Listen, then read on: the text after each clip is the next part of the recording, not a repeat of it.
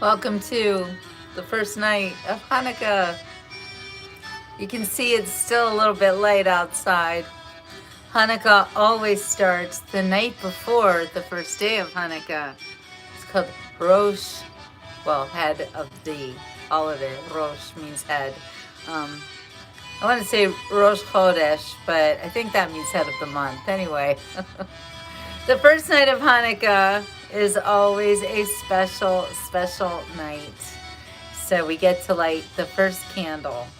I'm kind of winging it tonight because I don't have my Hanukkah stuff with me. Usually I have a menorah and I'm ready to go. This is what a Hanukkah menorah looks like, by the way. 8 candles, and then one special candle that lights all of the other candles. It's so normal for me because I grew up Jewish, so Hanukkah has always been part of my life. I never realized that it's kind of a mystery to other people who don't celebrate Hanukkah. Welcome, Maureen. Hello. And Merry Christmas.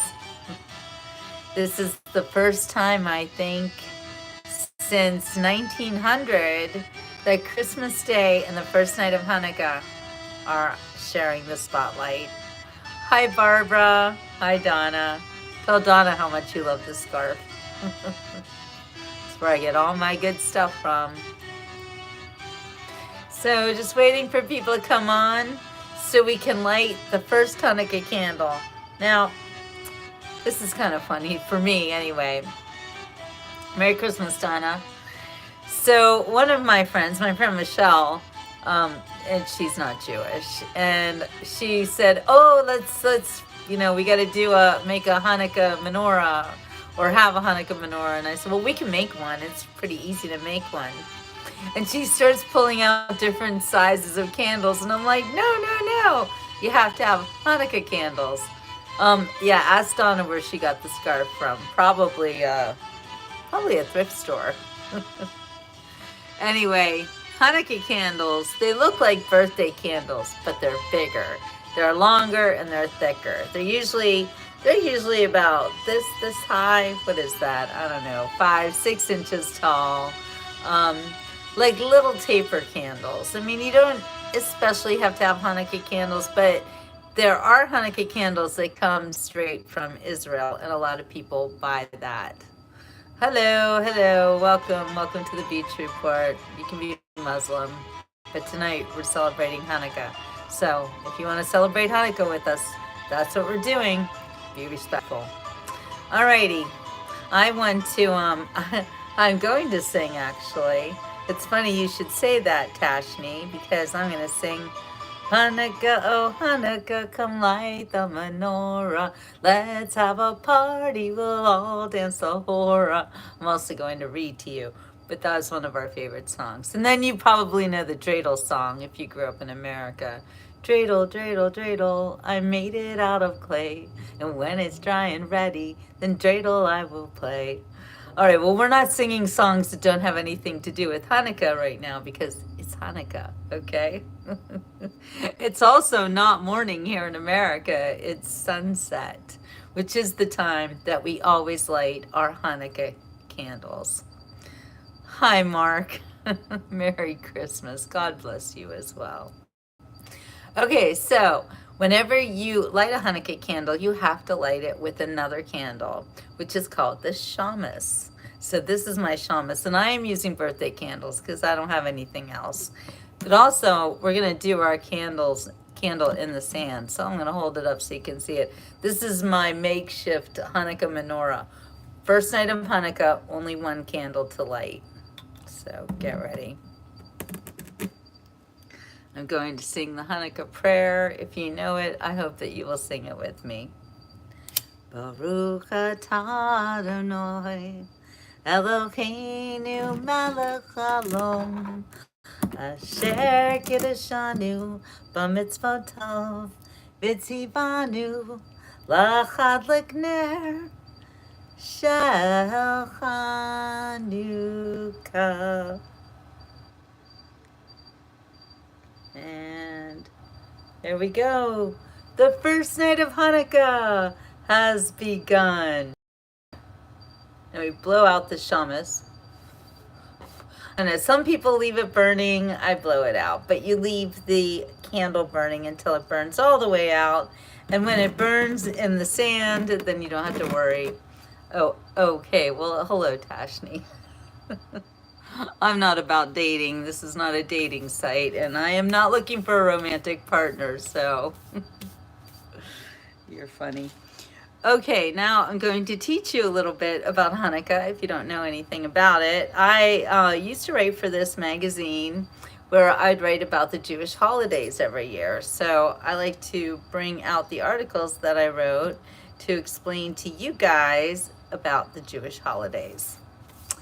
Well, Liam, I am actually by blood, I am half Jewish. My mother was not Jewish and my father was Jewish. So I was actually adopted as a baby, but I was converted to Judaism as a little baby.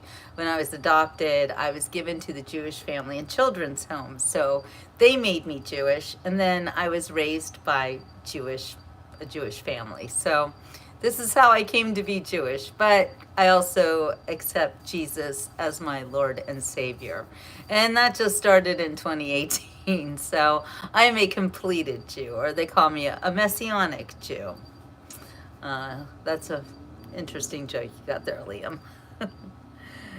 So I sang that song about Hanukkah. Hi, Squatch. I was not born a Jew. When Jews are born, you are only considered a Jew if your mother is a Jew, and my mother was not Jewish. So when I was born, I was actually converted, baptized as a little baby. And so I became a Jew when I don't even know how old I was, maybe a couple days old, I don't know. But my mother, who wasn't Jewish, gave me to Jewish Family and Children's Services, and they adopted me into a Jewish family. So I was raised to learn everything about Judaism, and I had a bat mitzvah, and I just love the Lord, and I love being Jewish. And now I also love Jesus too. So you can do both. You can do both. Hi, David. Not all the Jews these days are strictly Jewish. You know, a lot of us are Messianic. Like, I meet Messianic Jews everywhere I go. It's really become quite normal. It's wonderful too. Because honestly, Jesus has made my life better. It's a fact. Okay, so let's learn a little bit about Hanukkah. And you're right, Sammy Davis Jr., I believe that he was a Jewish convert. I'm not sure that he was born Jewish, but Davis can be a very Jewish name, so I don't know. Yes, we know how to take a joke, but you know, sometimes you need to be a little bit mindful. It's a holiday, so let's just be respectful tonight, okay? Because it's the first night of Hanukkah. And again, it's a very special first night of Hanukkah, being on the same night that we have Christmas. So, oh, thank you so much, Maureen, and thank you for reminding me that, yeah, oh, he converted. Thanks, Squatch. Thank you for reminding me that, yes, I am the author of 2 different books, and talking about my adoption. This is my second book, and it's called Do You Think About Me on My Birthday? And it's all about my adoption, which is crazy. Well, my adoption itself wasn't crazy, but I was stalked as a baby by my biological father, and then he infiltrated my life when I was a teenager, and that was very crazy. So I wrote a book about it. So that's what I do. I'm a writer. Okay, so this is such a special holiday season, having Hanukkah and Christmas on the same night. It's kind of mind-blowing. It feels like a convergence of the 2 religions, which are obviously so closely connected because Jesus was Jewish. He didn't convert. He's always been Jewish, and he will always be Jewish. So now, Hanukkah always takes place on the same day in the Hebrew calendar, which is the 25th of Kislev. So the Hebrew calendar is a calendar that follows the moon cycle. That's why it's always different.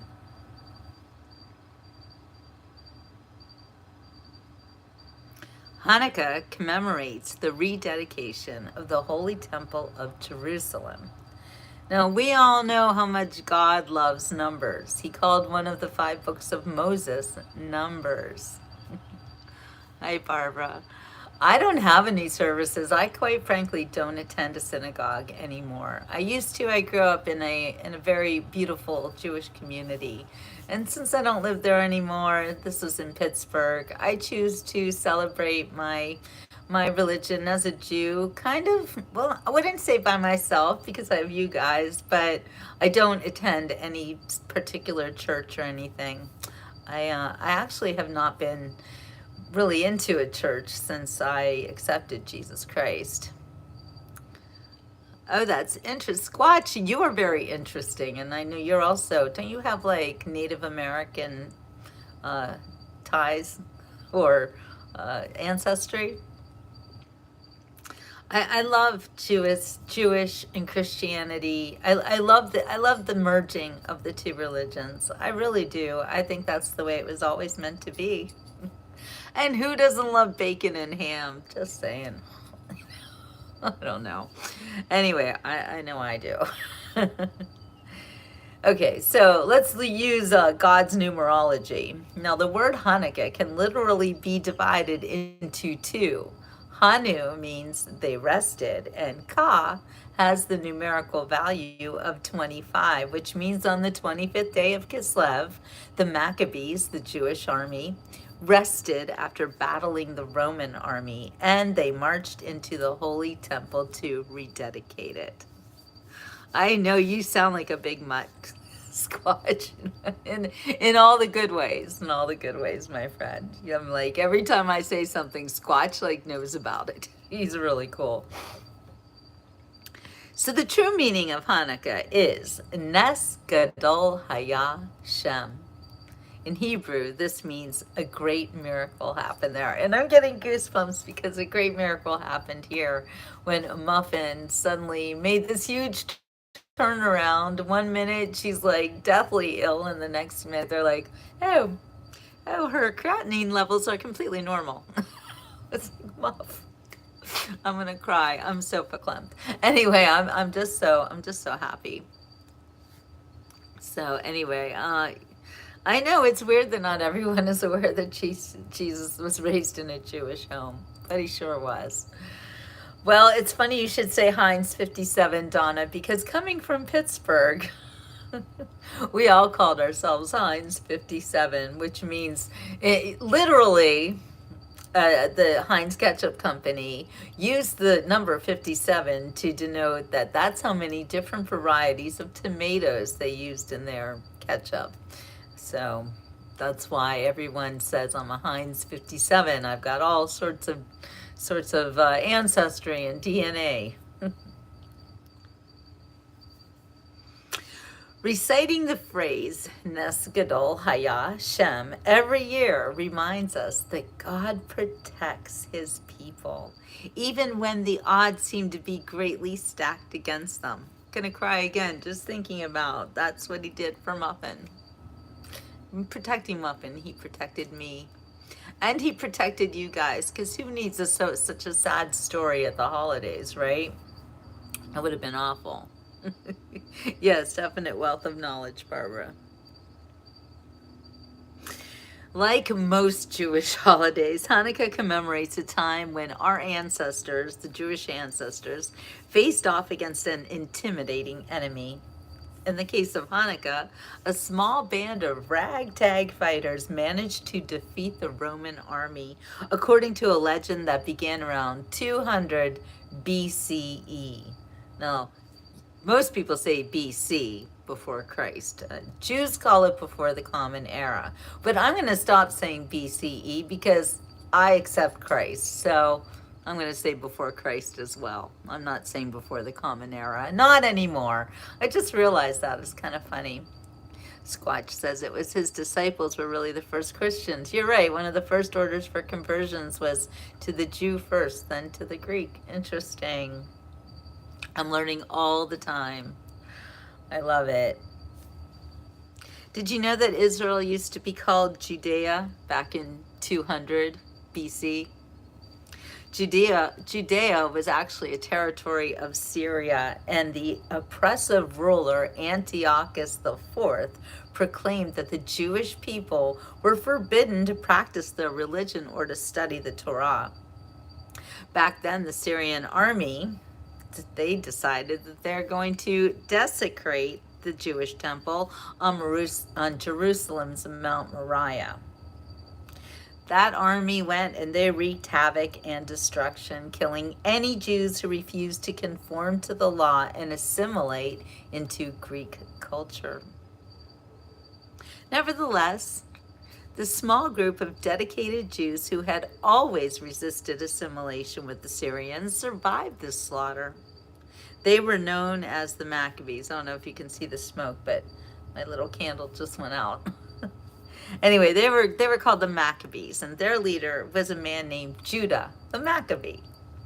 Driven by their love for God, this determined bunch formed guerrilla armies and attempted to fight the Syrians. For 3 years, they hid in local caves and ferociously battled the much larger army until the Syrians finally gave up. Victorious, the Maccabees returned to Mount Moriah to reclaim their beloved temple. They found it in a shambles. It was ransacked and desecrated in every way possible. The only thing that was left was the temple's eternal light, which was still shining amongst the rubble. The altar of every synagogue features a sacred oil lamp called the eternal light. As the name implies, the eternal light is supposed to burn all the time. One of the most important parts of the temple's rededication after its destruction was to rekindle the eternal light. According to the legend, this light ran on purified oil, and only one container was left. And it would take 4 days to get more oil and 4 days to return to the temple. But there was only enough oil to keep the flame lit for 1 more day. Miraculously, the light continued to shine on just long enough for the men to return with more oil. And this is why the Jews repeat the phrase, Nes Gadol Haya Shem. That first Hanukkah celebration took place after 3 months of grueling work to restore what the Syrians had tried to destroy. When the work was finally done, the Jews were ready to party! Beginning with the 25th of the Jewish month of Kislev, they spent 8 crazy nights dancing, singing, and waving lulavs. A lulav is actually a palm branch. I could get a lulav right out there. Now, one might think that the more important miracle of Hanukkah was the fact that the tiny Maccabee army took on the Syrians and won. But since the Jews do not glorify war, we focus instead on the small but not insignificant victory of the temple's eternal light, shining long after the lack of fuel should have snuffed it out. And that there is the miracle of Hanukkah. Hanukkah is a children's holiday in Israel. Nobody celebrates Hanukkah except for families, really. And the children don't get gifts every night. It's nothing like Christmas. They might get nuts and oranges, and they get money, but it's not real money. It's actually called what's it called? Gelt. It's called Hanukkah Gelt, which is chocolate that is wrapped up in like a foil wrapper to look like it's money. And when we play our dreidel game, we play it with the Hanukkah Gelt. So it's pretty funny to see the kids. What a mess. That's all I can say is what a mess. Let's see if I have any more information. You know, it's exactly the same. Hanukkah and Christmas. Hanukkah has nothing to do with gift giving. And Christmas has nothing to do with gift giving. That is just a thing that the companies, the corporatocracy uses to make money off of a holiday that really has nothing to do with gifts. Christmas has to do with the birth of Jesus Christ, and Hanukkah has to do with the miracle, Nes Gadol Haya Shem. So, oh, I'm so glad that I was able to fulfill your wishes, Barbara.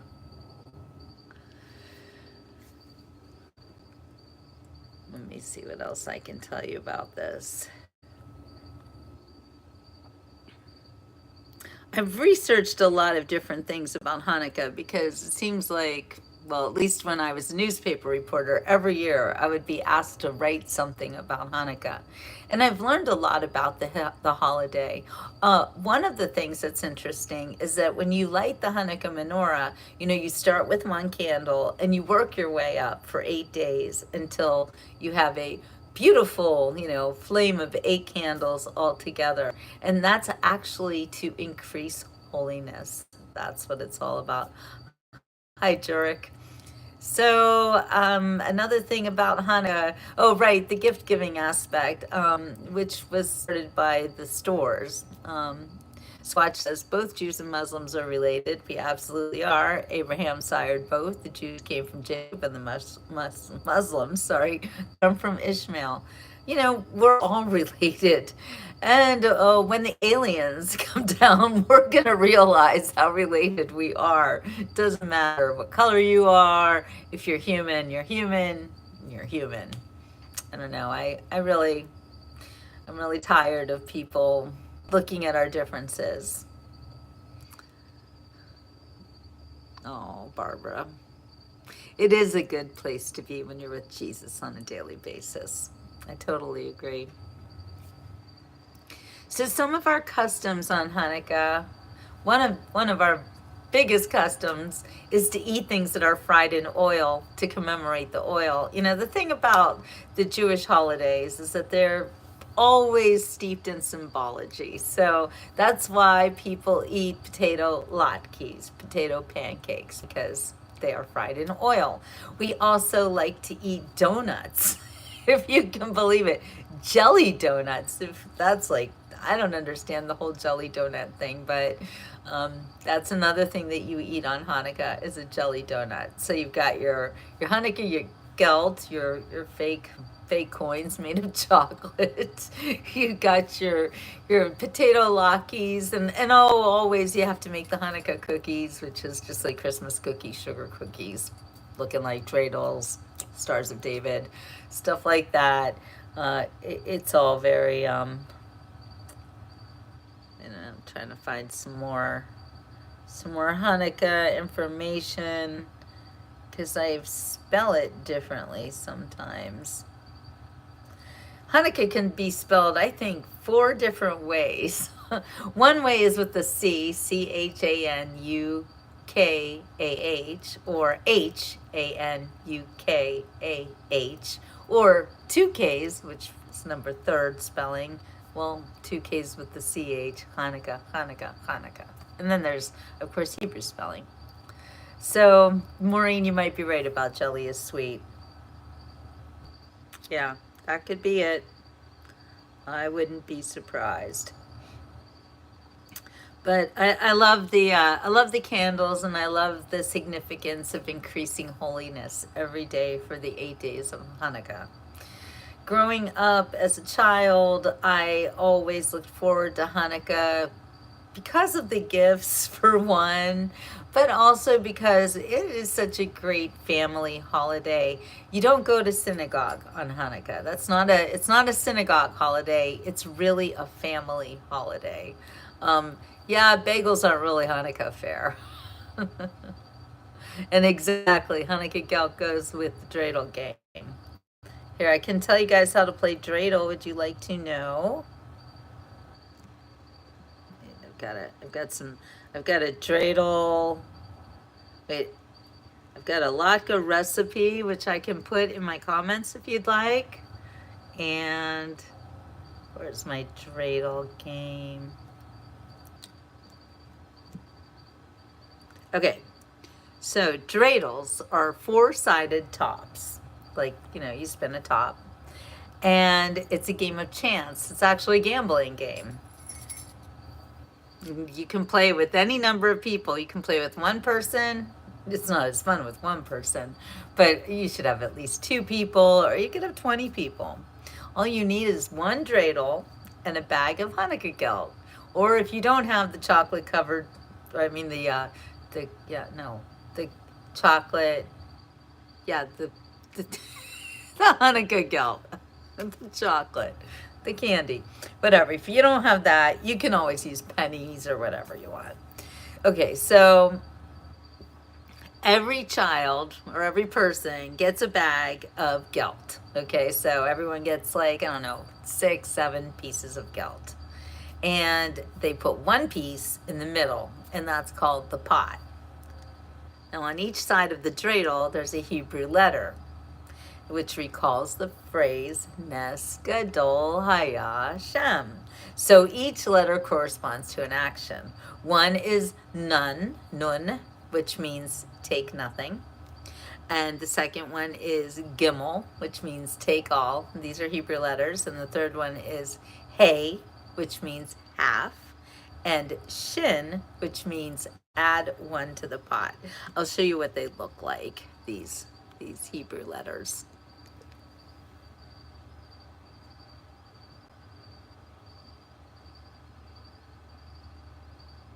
There's a nun, there's a Gimel, there's a Hey, and there's a Shin. Got it? Okay, so everyone takes a turn spinning the dreidel, and the letter that lands on top determines the action that you take. When a player is out of gelt, they may borrow from someone else or concede to being left out. But of course, as in life, I don't know why I'm having trouble with my connection right now. I am on the Wi-Fi. Maybe I'll just get off the Wi-Fi.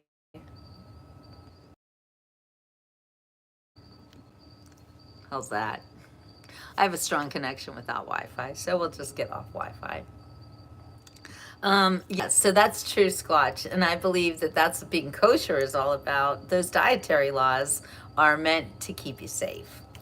They are very strict, and they have a lot of rules, like you can't cook the meat of a calf in its mother's milk, and you can't eat anything with a cloven hoof, like a pig. What else has a cloven hoof? No seafood. I don't know. I have never kept kosher for any long amount of time. No refrigeration? Really? Is that true? I didn't know about that. That seems wrong. I mean, what if you can't mix dairy and meat, but you got to keep them in the fridge, right? I don't know. I'm not sure about that one, Donna. Anyway, oh, you mean when you had no refrigeration? Well, that's a good point too. So, and seafood will get you very sick if it's not prepared correctly and if you don't eat it right away. Back then. Okay, gotcha, understood. Yeah, there's many little ways that God has kept us safe all during the millennium. Yeah, it's funny, Roberta, too. You're Jewish, aren't you? Very religious Jews who follow all of these dietary laws, and they keep kosher, and they keep the Sabbath. And the Sabbath has a lot of rules too. Man, you are not allowed to even turn off a light switch on the Sabbath. That's called no work. No work means nothing. It means hanging out. It means when you go to temple, you got to walk there. You can't even drive because you can't turn things on. I don't know. It's pretty wild. Oh, that's true, Barbara. Not bottom feeders. Yeah, no lobster. Yeah, no shellfish. That's it. Shellfish. Not other. Like fish is okay. All Jews love a good salmon lox. I know I do. Anyway, if you guys have any questions about Hanukkah or the Jewish holiday, now's your big chance. I'm going to see if I can find another fun Hanukkah song to sing. I'll turn my Hanukkah music back on. This is like royalty-free music. Fish with scales. That's it, Roberta. It's very interesting. the Jewish holidays.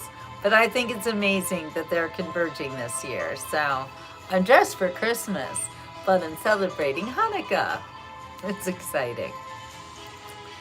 All right, so if you guys don't have any more questions about Hanukkah, then I think I'm going to say ciao for now and go hang out with Muffin. I just gave her Hanukkah present right before I came on. She got a very soft and fluffy blanket, which Muffin loves blankets. Maureen says, Ponchix, jelly donuts, came to be in the 15 to 1600s for two reasons. Sugar prices went down and the proliferation of sugar products in the Caribbean. Prior to that, donuts were savory. Oh, thank you, Maureen. That's interesting. Oh, I'll leave you with one more very interesting tidbit. So Hanukkah was never a big holiday in America until the 19-somethings. Wait, I wrote an article about this. Who doesn't love fried catfish and gravy? Yum. I love fish. I love all seafood. That's me. And yes, I do eat lobster. All right, I had to find this article I wrote years ago about why American Jews celebrate Hanukkah like it's Christmas. I think I found it. Okay.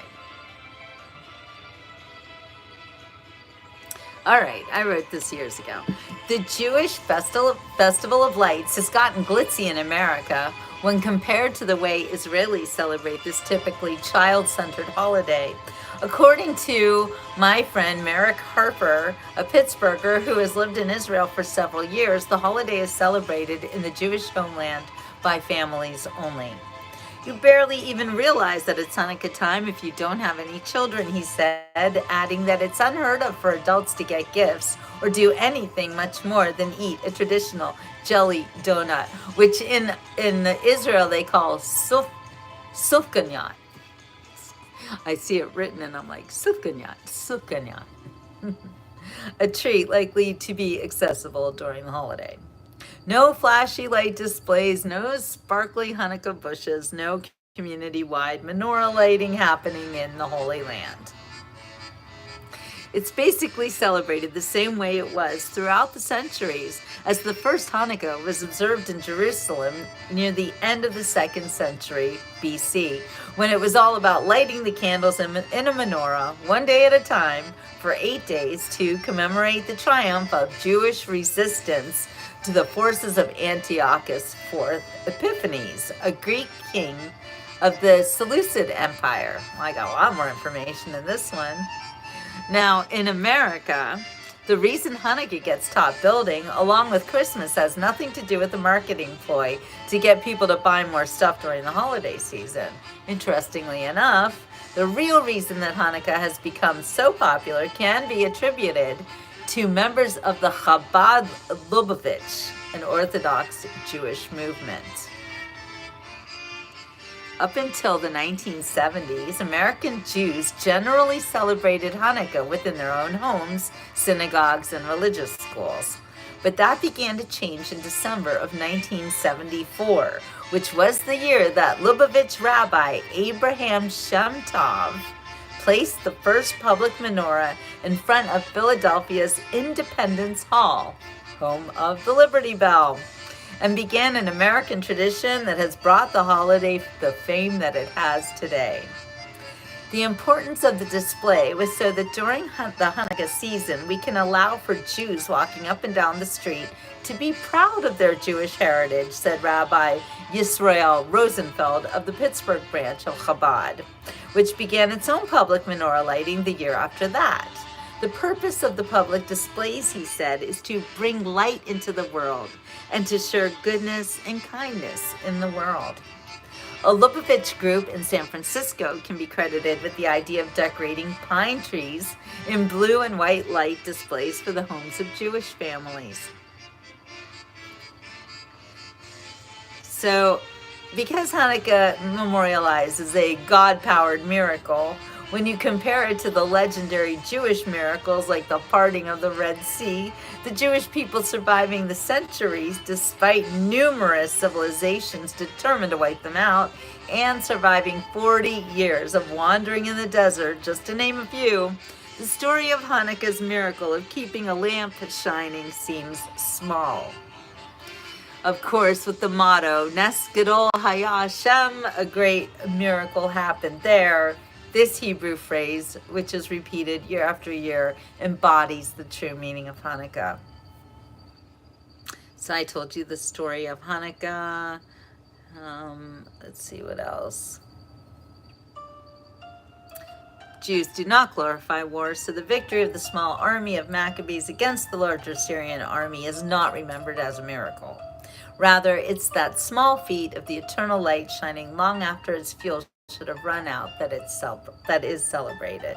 And the point of the holiday is made. Every miracle, no matter how small, is great. Look up the 10 Commandments found in the American desert, written in classic Hebrew. That's pretty cool. I am going to look that up. And in the 1920s, Maureen says the Israeli Labor Federation declared sufganiyot, jelly donuts, as the official food of Hanukkah.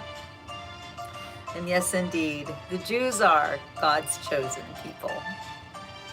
All right, well, I think we've learned a lot about Hanukkah tonight. So I am going to say ciao for now. I might come on later and do a Christmas/Hanukkah show. I'm not so sure. It depends on what my friends are doing and what my dog is up to. If I don't see you later tonight, I'll see you tomorrow on the next Beach Report, which will be Hanukkah, day 2. All right, you guys, have a wonderful rest of your evening if I don't come on later. And I'm going to say ciao for now. Happy Hanukkah. Or as we say on the Hanukkah holiday, Chag Sameach. And I must also say a Merry Christmas.